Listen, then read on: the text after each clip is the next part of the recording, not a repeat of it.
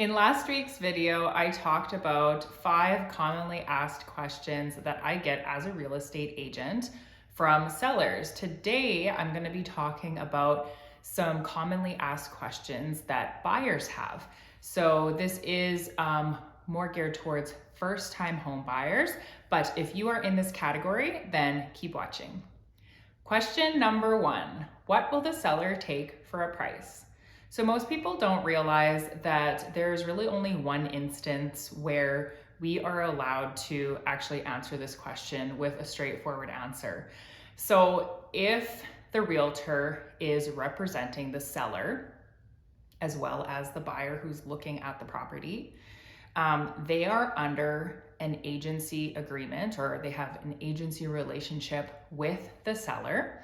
And so they are not obligated to share what the seller would take for a price unless they are advised to do so by the seller. So that's the one instance where we can share that information if we're advised to do so. But it's very unlikely that a seller would advise you to do that, just because it does really take away the negotiating power from the seller if you straight out tell the buyer, my house is listed for 200, but I'm willing to take 180. Well, then you're kind of just shooting yourself in the foot, because if the buyer had offered 190, well, obviously you'd be happy to get 10,000 more. So it's not really a question that we can answer. And then the other instance would be if the real estate agent is not representing the seller. Well, then they have no contact with that seller. They have no relationship with them. And so therefore they would have no idea what the seller would be willing to take for a price.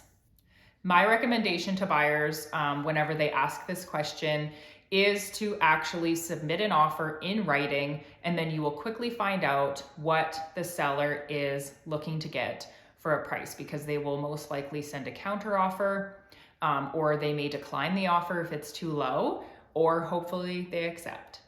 Let's move on to question number 2. How do I submit an offer? So your realtor will actually take care of all of this for you. So there are forms that a realtor has access to that are provided by their association, some of which are mandatory forms that they have to use. So a residential contract of purchase and sale is the actual offer papers that are used to submit an offer. So your realtor will have to ask you a whole list of questions to sort of fill out the paperwork. So they're going to ask you things like, what is your full legal name? What is your mailing address? What is the offer price that you would like to put on the offer? How much of a deposit can you leave? What are the terms and conditions that you want to add?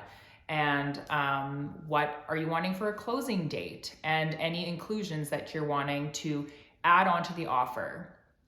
So these are all things that you're going to put on the offer to purchase. And then there are additional forms that are also filled out by your realtor.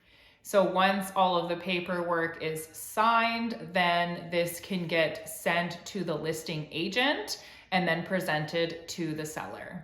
Question 3, how much will my mortgage payment be? So I personally use an app called the Canadian Mortgage app.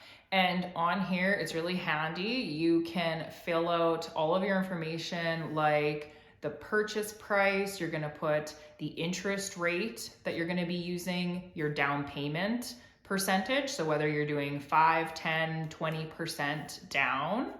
And then after that, it will also calculate if you're having to pay mortgage insurance. So if you're doing anything less than 20% down, you will be paying mortgage insurance.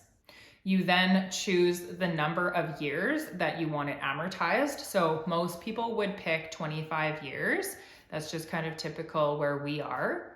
And then you would lastly decide if you want to do a biweekly payment or you want to do a monthly payment. So if you do biweekly, you're actually going to have a couple more payments that you're putting on it throughout the year. So that's always a good thing. So after all of this is entered in, then it will give you that payment amount. You can also go even further And you can add other expenses in, like your property taxes. You can put in your utility amounts, your house insurance, and then you'll really know a total of what your housing cost is going to be per month. Question number 4, should I get a home inspection? So a home inspection basically provides an overview of the condition of the property and the systems that cause everything to function, like your furnace, your water heater, just all of those things. The home inspector is going to have a look at those things. I do think this is beneficial, especially for first-time home buyers, because they don't necessarily have a basic knowledge of how all of these things work, and a home inspector can bring a lot to the table in that regard, explaining how things work. I do want to recommend this though. There's 3 things that I would actually recommend doing before you purchase a house. So number 1 is getting a plumbing inspection. So a plumber is an expert in plumbing and heating. So they're gonna look at all the plumbing in the house, they're gonna look at the furnace, and they're gonna look at the water heater. And the difference between getting a plumber in and a home inspector is that the plumber will actually take the front off of the furnace. They'll actually look inside, and they're gonna look for important things like whether the heat exchanger is cracked. And something like this is very important, because if it is cracked, you could be leaking gases in your house that can cause carbon monoxide poisoning. So that's definitely something you want to get checked out before you purchase a home. The second thing that I would recommend getting is an electrical inspection. So getting an electrician in your house, they're going to be looking at the wiring, they're going to be looking at the breaker box, the electrical outlets, all of those things to see if they're working properly. And they have, this is their trade. They do this every day. And so they really do have a deep understanding and knowledge of these things.